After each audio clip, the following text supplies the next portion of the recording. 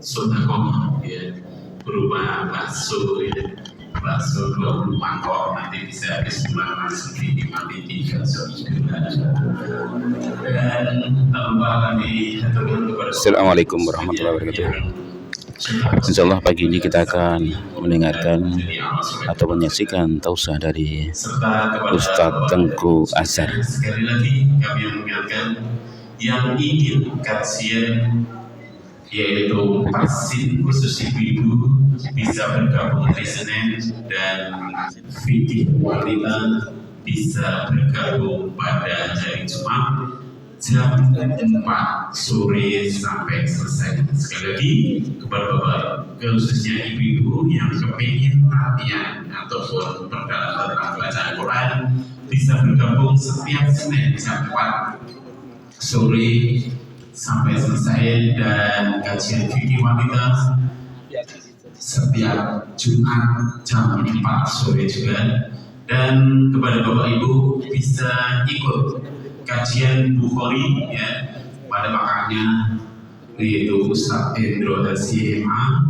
Beliau alhamdulillah sudah hafal Bukhari, jadi udah menguasai materinya. Moga setiap Jumat malam Sabtu jam 8, serta kepada bapak dan ibu yang ingin memperdalam tentang ilmu umroh dan haji, ini langka sekali dibahas di kitab Syekh Utsaimin, yaitu pada hari Sabtu malam Ahad jam 8 sampai selesai. Kajian tersebut diselenggarakan di Aula Sofa Marwan dari masjid ini kurang lebih 200 meter kiri jalan. Monggo kepada bapak dan ibu semuanya bisa bergabung untuk mengkaji kitab-kitab yang perlu kita kaji sebagai pedoman kita.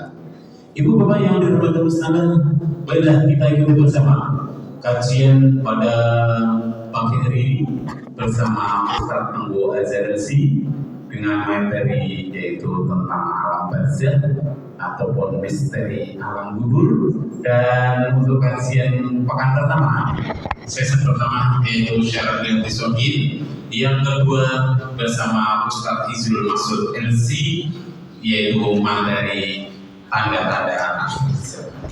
Dan saya undur diri apabila ada kata-kata saya mohon maaf yang sebesar-besarnya. Subhanallah wa bihamdihi asyhadu an la ilaha illa anta astaghfiruka wa atubu ilaik. Selamat mengikuti. Assalamualaikum warahmatullahi wabarakatuh. Waalaikumsalam warahmatullahi wabarakatuh.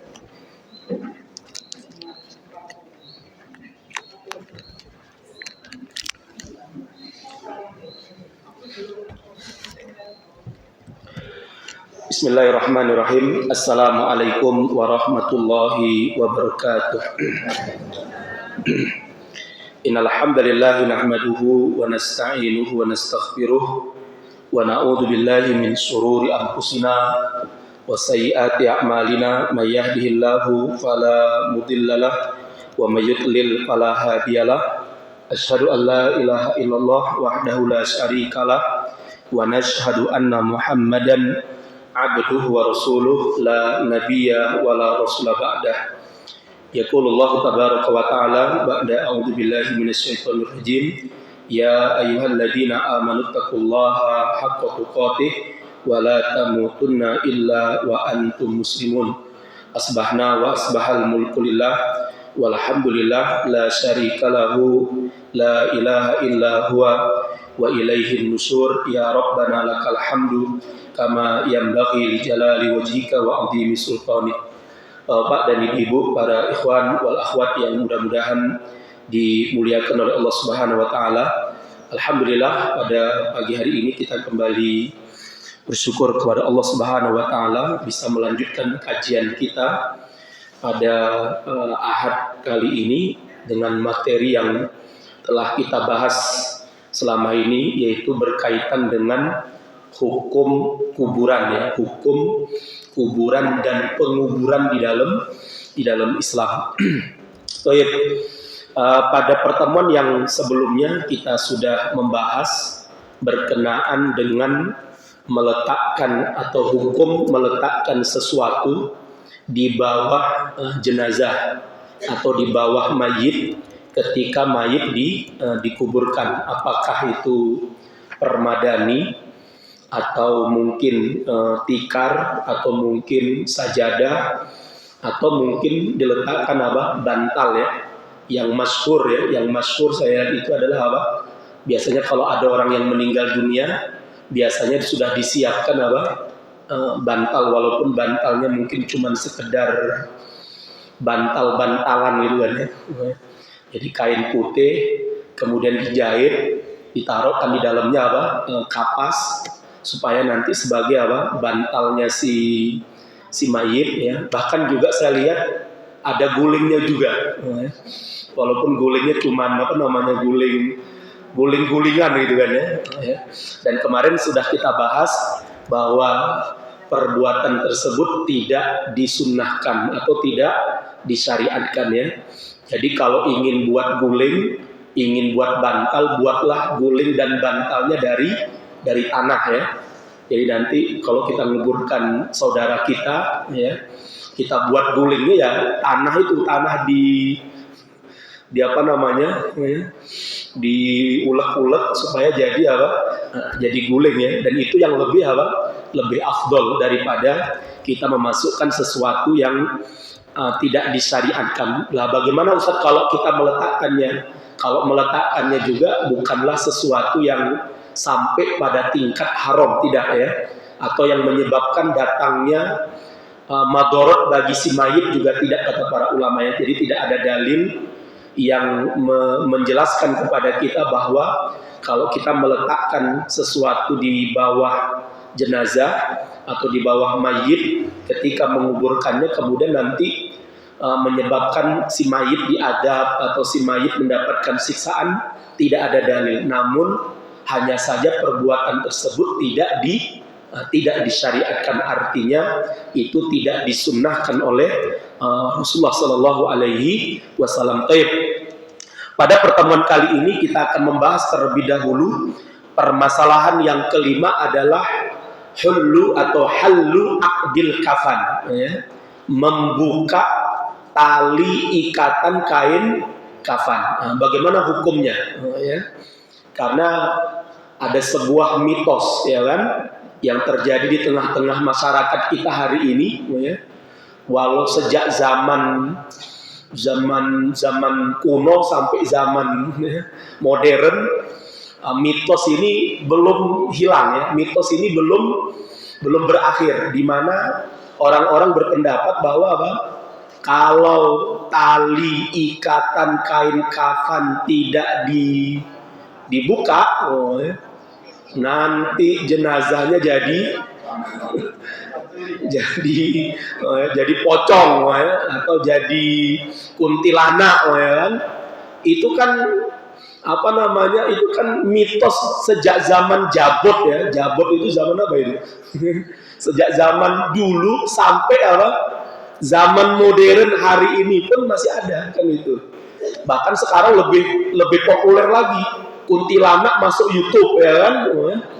Kuntilanak masuk masuk TV kan.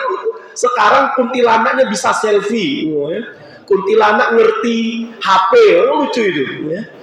Kan sekarang banyak tuh konten-konten di YouTube itu kan, konten kuntilanak ada itu. Jadi setiap harinya datangi kuburan ya, kemudian buat sebuah konten, nih dengarkan nih ya, ada perasaan yang ini kayaknya kuntilanaknya udah deket itu kan ya. Tiba-tiba di balik pohon ada kuntilanak nih, padahal itu kan cuman prank aja itu Pak ya. Itu cuman sekedar kuntilan ya kan. Itu hanya orang disuruh pakai masak kuntilanak di foto mau, itu lucu itu. Berarti kuntilanaknya sudah ngikuti perkembangan zaman ya. Kuntilanak mau masuk YouTube ya. Kuntilanak mau diajak selfie ya. Kuntilanak ngerti Arab dibuat konten, ngerti malah mentelang ya kan, lucu itu. Itu kuntilanak modern ya. Hanya ada di Indonesia ya. Itu hebatnya ya. Makanya Indonesia itu negaranya mau diakui dunia Pak.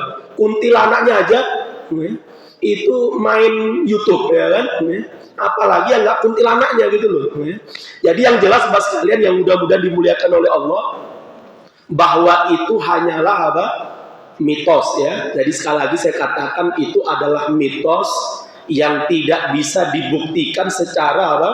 Secara ilmiah atau secara valid. Kalau kain pengikat atau tali pengikat kafan tidak dibuka, maka nanti orangnya jadi apa? Nah, jadi kuntilanak atau jadi pocong atau jadi apa, itu semua adalah sebuah mitos.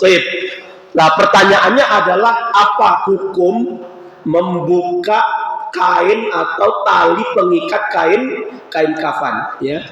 Dahabal Hanafiyatu wal Malikiyatu wasyafi'iyatu wal Hanabilatu ila annahu yustahabbu an tuhalla aqdu kafanil mayyit inda ra'sihi wa rijlaihi ida wudi'a fi qabrihi. Jadi seluruh atau mayoritas atau semua ya, semua madhab baik itu Hanafiyah, Malikiyah dan Syafi'iyah dan juga Hanabilah sepakat ya bahwa hukum membuka tali pengikat kain kafan itu hukumnya adalah apa? Yustahabbu, disunnahkan atau disukai atau dicintai oleh Rasulullah Sallallahu Alaihi Wasallam. Jadi Bapak Ibu sekalian yang mudah-mudahan dimuliakan oleh Allah, jadi membuka tali kain kafan, pengikat kain kafan itu hukumnya adalah apa? Sunnah saja. Artinya kalau terlupa ya, misalnya yang menguburkan jenazah atau yang menggali kuburan dan yang menurunkan jenazah ke dalam kubur lupa untuk membuka tali kain kafannya, maka dia tidak berdosa dan nggak perlu lagi kuburannya dibongkar, nggak perlu Pak ya, karena hukumnya hanya sebatas apa? Sunnah. Tapi kok jadi pocong piye Pak Ustaz? Itu jenengan lebih percaya YouTube daripada percaya dalil gitu loh ya. Jadi itu nggak usah jenengan ceritakan, saya yakin Pak ya. Nggak percaya coba nanti tes, tapi jangan dites ya. Artinya kita nggak boleh juga kalau sengaja meninggalkan sesuatu yang sunnah, karena itu sesuatu yang sunnah artinya kalau itu kita lakukan itu mendatangkan pahala bagi kita dan juga bagi si mayit. Artinya kalau kita coba ya kita tes ya, orang tak buka kain kafannya aku jadi kuntilanak orang, nah itu namanya apa? Kita berarti dengan sengaja telah meninggalkan sesuatu yang sunnah. Tentunya ini juga tidak dibenarkan karena kita juga ingin dapat pahala dan si mayit juga dengan cara seperti itu juga mendapatkan apa? Pahala. Kan ini penting bagi kita ya. Jadi oleh sebab itu Mas sekalian, yang jelas hukum membuka tali kain kafan atau tali pengikat kain kafan itu hukumnya adalah apa? Sunnah. Itu pun yang dianjurkan adalah bagian kepala dan bagian apa? Kedua kakinya. Perhatikan di sini ya. Indi ra'sihi wa rijlaihi. Jadi yang disunnahkan pun itu apa? Hanya membuka bagian mana? Bagian pengikat kepalanya dan kedua kakinya. Artinya kalau nggak dibuka semuanya juga tidak masalah. Artinya yang sunnah itu yang membuka apa? Ikatan di kepala dan di dua kakinya. Ini yang harus kita perhatikan. Lah kalau dibuka semua bagaimana? Kalau dibuka semua juga tidak masalah ya. Jadi sunnahnya yang dibuka itu bagian mana? Pengikat kepala dan pengikat kedua kaki. Adapun dibuka semuanya juga hukumnya diperbolehkan, juga tidak dipermasalahkan ya. Artinya Pak, nggak dibuka pun nggak apa-apa gitu loh. Apalagi cuman dibuka bagian kepala dan atau dibuka semuanya juga tidak masalah karena itu adalah merupakan sunnah yang dianjurkan di dalam Islam. Apa dalilnya? Yang pertama, wa yadullu ala istihbabi dzalika ma yali. Di antara dalil yang dijadikan hujjah oleh para ulama berkenaan dengan sunnahnya, ya, dengan sunnahnya membuka tali kain kafan, maruwiyah, adalah sebuah riwayat, sebuah hadis yang datang dari Nabi Shallallahu Alaihi Wasallam ketika beliau meletakkan jenazah seorang sahabat yang bernama Nu'aim bin Mas'ud fil qabri. Ya. Jadi Rasulullah Shallallahu Alaihi Wasallam pernah menguburkan jenazah seorang sahabat, namanya siapa? Nah, ini nama sahabatnya ya, Nu'aim, namanya Nu'aim bin Mas'ud. Naza'a al-akhillah atau al-akhullah bitihi.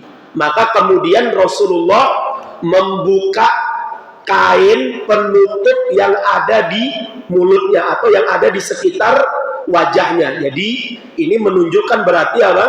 Rasulullah Shallallahu Alaihi Wasallam ketika menguburkan jenazah seorang sahabat, beliau membuka apa?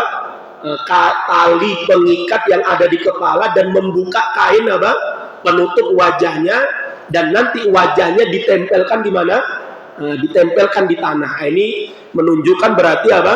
Rasulullah Shallallahu Alaihi Wasallam telah berbuat, Rasulullah telah melakukan sebuah perbuatan, yaitu apa? Membuka kain atau membuka tali pengikat kain kafan di sebelah mana? Di wajahnya. Baik, itu hadis yang pertama.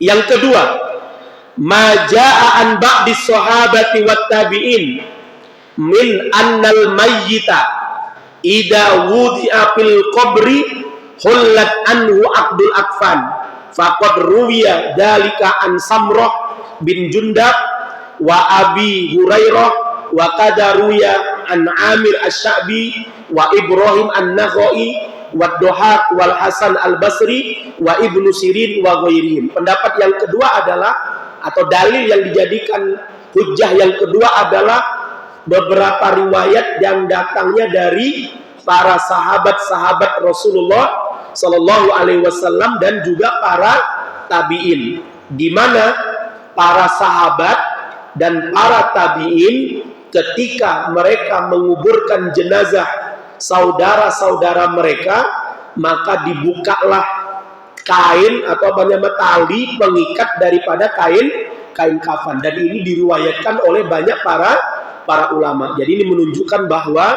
membuka kain tali pengikat kain kafan adalah sesuatu yang dianjurkan atau sesuatu yang disunnahkan, gitu ya. Kemudian yang ketiga, apa hujjahnya bahwa membuka tali kain kafan itu dianjurkan atau disunnahkan? Anna aqdul